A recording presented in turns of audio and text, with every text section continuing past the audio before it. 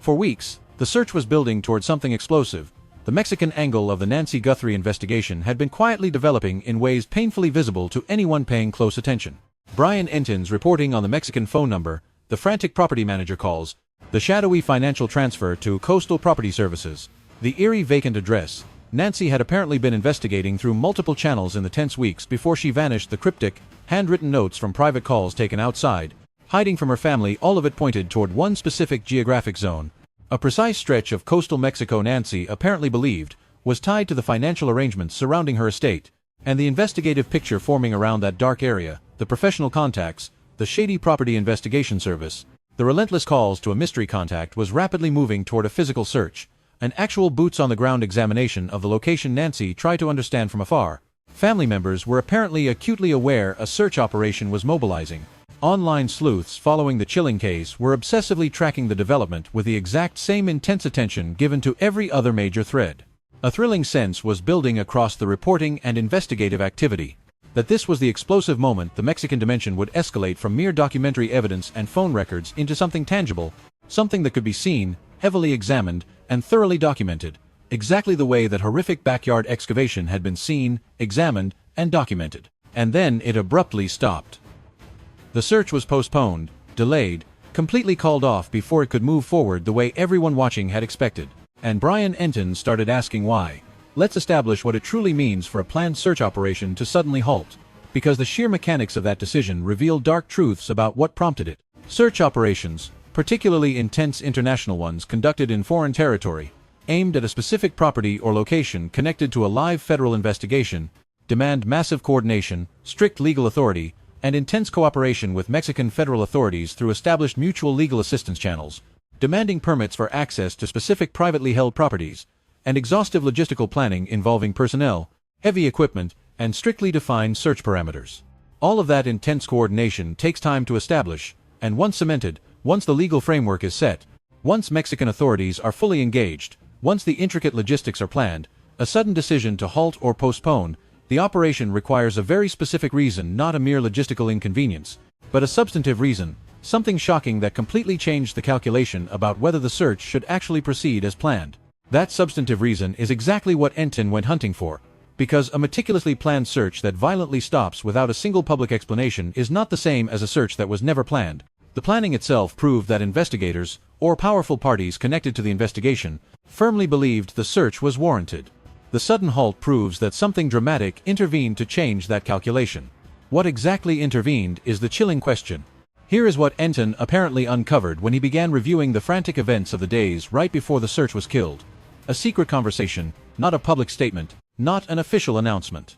A private conversation between key people connected to the case, occurring in the tense days, possibly the final hours, before the fateful decision was apparently made to postpone or halt the Mexico search. The specific format of this secret conversation isn't fully established publicly, whether it was a quick phone call, an encrypted message exchange, or a shadowy private meeting. The exact mechanism of the conversation is apparently what investigators are fiercely examining. What is absolutely established is that it happened, that it involved insiders connected to the investigation, and its highly suspicious timing perfectly overlaps with the decisions being made regarding the Mexican search operation. That exact temporal overlap is the glaring detail Entin simply couldn't brush away as a mere coincidence, because the specific sequence conversation occurs. Then the search dies is either the most tragic timing in a case already full of crazy coincidences, or it's directly, causally connected. The secret conversation produced something that drastically changed the search's direction. Vital information, sudden concern, a strict instruction, or something else entirely that violently shifted the decision-making around the Mexican operation from proceed to halt.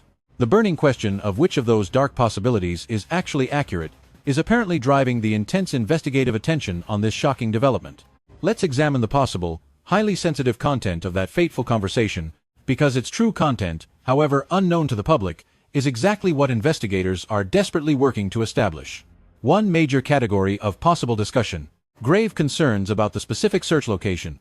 Serious questions about whether the sketchy information pointing investigators toward the vacant address was truly reliable enough to warrant a massive formal search operation, whether the property records, the shady financial transfer, the erratic phone calls, whether the entire evidentiary basis for searching that specific location was actually solid, or whether it might be blindly directing precious investigative resources toward a dead-end location that wouldn't produce what the intense investigation was desperately hoping to find. A second category: massive legal and jurisdictional concerns.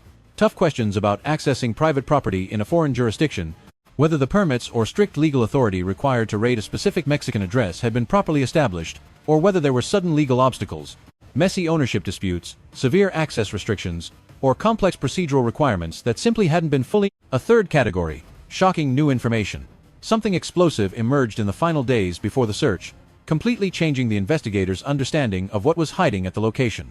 New, game-changing evidence suggesting the search needed to be urgently expanded, redirected, or completely restructured before it could proceed. Crucial information leaked from one of the existing Mexican contacts, the panicking property manager, the shadowy property services company, or the unidentified phone contact that totally altered the picture of what the search might uncover.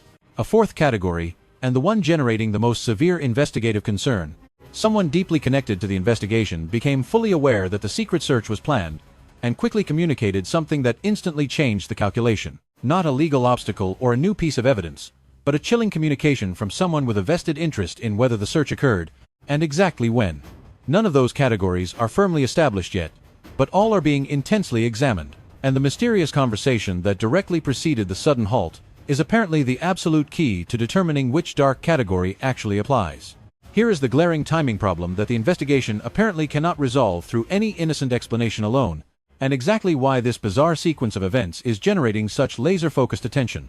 A major search is planned, tight coordination established, the legal framework apparently locked in place.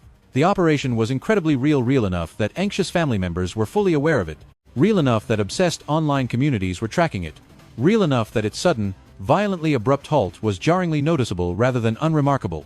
A secret conversation occurs between key people connected to the case in the tense days immediately preceding the fateful decision to halt. The search violently stops. That exact sequence plan, conversation, halt is the ultimate timeline problem. It wasn't just an isolated detail, but the chilling sequence itself, the precise timing of that conversation, sandwiched right between the intense planning and the sudden halt. If the talk happened before the planning, it would be totally unremarkable, just a standard prep discussion.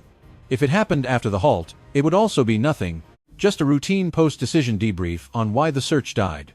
But falling directly between the planning and the halt, inside that crucial, specific window when the fateful decision was apparently being made, the conversation becomes violently causal, not incidental.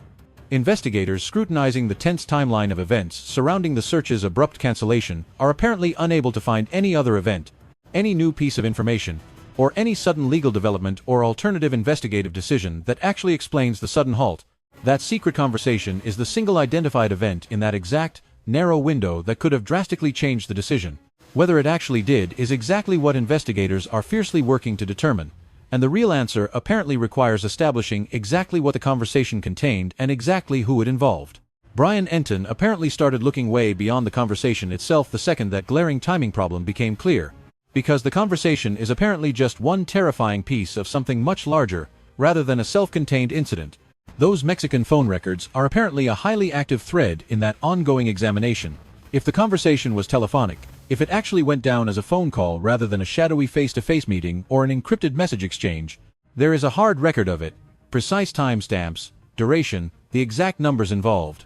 Those crucial records potentially identify not just that a conversation took place, but exactly who initiated it, who received it, and how long it lasted. The abrupt halt means that deep examination apparently never happened, meaning whatever is hiding at or around that address remains in a dark status, entirely undocumented by investigators with full forensic authority. It is not that the address was thoroughly searched and found to hold nothing of significance. It's that the massive examination was locked in, then abruptly killed before it could produce any results. That massive distinction between an examined address that produced absolutely no findings and an unexamined address that investigators were just about to raid is incredibly significant, because the sudden halt of a planned search doesn't close the terrifying question of what the address hides, it merely delays it. And whatever it holds is apparently still sitting there, hidden in a small coastal Mexican community, just waiting for an intense investigation that was rapidly approaching and then violently stopped. So here is the burning question that insiders connected to this case, those fully aware of the planned search, were apparently asking in the chaotic aftermath of its halt. Who exactly knew the search was being organized? Major search operations in foreign jurisdictions, handled through complex mutual legal assistance channels, involve multiple powerful parties across multiple institutions, United States investigators who aggressively developed the lead and initiated the request, Mexican federal authorities who officially received and processed that request, legal professionals on both sides of the heavy coordination, and potentially property owners or managers who absolutely needed to be notified of an impending search, and in a high-stakes case subjected to such massive public reporting, potentially shadowy sources, connected to parties on both sides of the investigation who suddenly became aware of exactly what was being planned.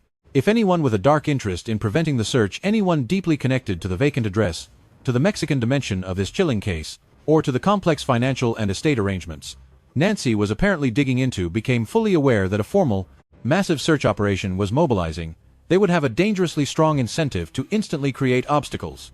Sudden legal challenges blocking access, aggressive questions about the solid evidentiary basis, messy jurisdictional complications demanding immediate resolution, or leaked information that completely redirected investigative attention right before the search could launch. Deliberately creating those brutal obstacles requires inside knowledge that the search is actually planned, and knowing that the search is planned proves someone deep inside the tight coordination process, or someone with access to an insider, leaked that explosive information to a party with a massive interest in the outcome. Whether that shadowy communication actually occurred, and whether it's directly tied to the secret conversation Entin apparently identified right before the halt, is apparently one of the most significant, burning open questions in this entire thread. The chilling connection between that conversation and the broader, sinister pattern of deliberate interference the investigation has already thoroughly documented is absolutely worth examining directly. This dark case has consistently demonstrated a relentless, calculated pattern of deliberate interference with the entire investigative process. The suspicious management of digital records, the burner satellite phone used as a totally off-the-record communication channel, the explosive undisclosed meeting that Nancy's son dragged to the surface, the highly secretive financial activities, and the distributed physical concealment perfectly designed to complicate any forensic recovery. A secret conversation directly preceding the sudden halt of a planned Mexican search violently fits that pattern, not as a weird, isolated event, but as yet another glaring instance of the exact same documented tendency, the desperate tendency to manipulate information and twist circumstances in ways that heavily complicate or delay swift investigative action, to pinpoint exactly where the investigation is heading, and to brutally intervene through whatever shadowy means are available right before it arrives. The intense domestic investigation, the horrific backyard, the complex financial records, the digital reconstruction apparently couldn't be fully sabotaged, despite massive apparent efforts to complicate it. The hard evidence survived, the grim forensic picture was meticulously assembled, and the ultimate charging picture is apparently being aggressively prepared, but the Mexican investigation is apparently at a much more vulnerable, earlier stage. The explosive lead is entirely real. The documentary evidence, the suspicious phone records, the shady financial transfer, the frantic property manager calls, it is all apparently locked in the investigative file. Yet the crucial physical search, the boots-on-the-ground examination that would apparently completely resolve the Mexican thread, was abruptly halted before producing any results. If that sudden halt was actually the direct result of deliberate interference, then the shadowy Mexican property is apparently the one vital dimension of this case that still hasn't been fully forensically addressed, and the secret conversation right before the halt is apparently the exact mechanism through which that sinister interference occurred. So, here is exactly what investigators apparently desperately need to establish from that conversation to determine if the halt was truly innocent or maliciously deliberate. The exact identity of all parties involved in the conversation. Not just the simple fact that a conversation took place, but specifically who was secretly involved, and whether any of those shadowy parties have documented undeniable connections to the chilling case, to the Mexican property, or to the complex financial arrangements the domestic investigation has been relentlessly examining. Because the search abruptly stopping means the address remains completely unexamined. It means whatever is hiding there, whatever Nancy was apparently desperately trying to find, whatever she was secretly paying a property services company to document, whatever she kept frantically calling a Mexican contact about in private, obsessively taking notes during those calls that she never explained to anyone, apparently remains frozen in place, just waiting, but not forever. Relentless federal investigations with firmly established leads do not simply abandon them just because a search was postponed. The heavy legal framework that was apparently being constructed for the Mexican examination is apparently still being aggressively built, routed through whatever complex channels the abrupt halt required it to be redirected through. The real question isn't whether the high-stakes Mexican search will eventually happen. The burning question is exactly why it didn't happen when it was apparently supposed to. What explosive thing was said in the tense days right before it was set to begin that completely stopped it? And did whoever said it fully understand that violently stopping the search meant the dark answers Nancy Guthrie had apparently been desperately trying to find for weeks would remain buried, at least temporarily? Locked beyond the reach of the investigation she apparently hoped would finish what she started. That's the chilling question that isn't going away. Why did the search end immediately after that secret conversation, and who needed it to?